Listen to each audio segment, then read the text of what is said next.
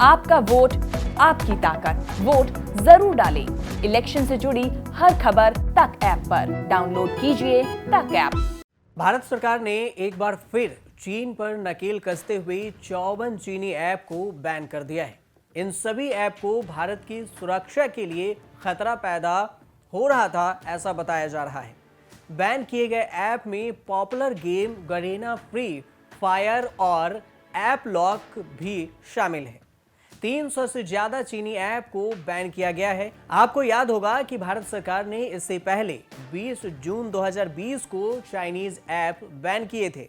29 जून 2020 को पहले digital strike हुए थे और जिसमें 59 ऐप को प्रतिबंध किया गया था, जिसके बाद 27 जुलाई 2020 को 47 और ऐप बंद कर दिए गए और उसके बाद 2 दिसंबर 2020 को 118 और नवंबर 2020 को 43 ऐप को बैन कर दिया गया। अब 14 फरवरी 2022 को 54 ऐप को एक बार फिर से बैन कर दिया गया है। प्रौद्योगिकी अधिनियम की धारा 69A के तहत सूचना प्रौद्योगिकी मंत्रालय ने इस सभी ऐप पर बैन लगाया है। साल 2020 से अब तक सरकार ने 300 से ज्यादा ऐप को बैन कर चुके हैं। ऐसा कहा जा रहा है कि भारतीय यूजर्स का डेटा विदेशों में लीक किया जा रहा था। इलेक्ट्रॉनिक्स और आईटी मंत्रालय ने इन सभी ऐप पर बैन लगाया और ये सभी ऐप चीन और अन्य देशों में भारतीय यूजर का डेटा भेज रहे थे। कहा जा रहा है कि ये ऐप विदेशी सर्वर पर भारतीय यूजर्स का डेटा लीक कर रहे थे। ऐप्स पर बैन के लिए गूगल के प्ले स्टोर को आदेश दिया गया है कि ये से बैन कर दिया जाए। बैन किए गए ऐप को गूगल प्ले स्टोर और ऐप स्टोर से भी हटा लिया गया है।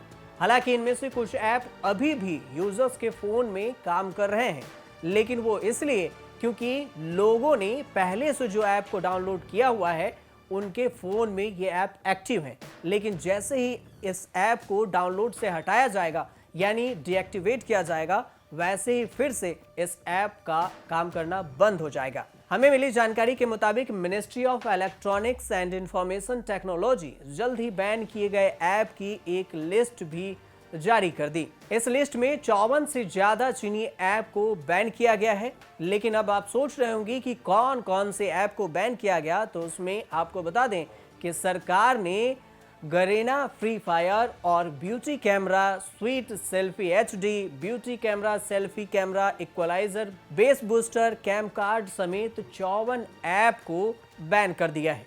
आप बैन किए गए 54 ऐप की लिस्ट भी देख सकते हैं, जो लिस्ट आपको स्क्रीन पर दिखाई दे रही होगी।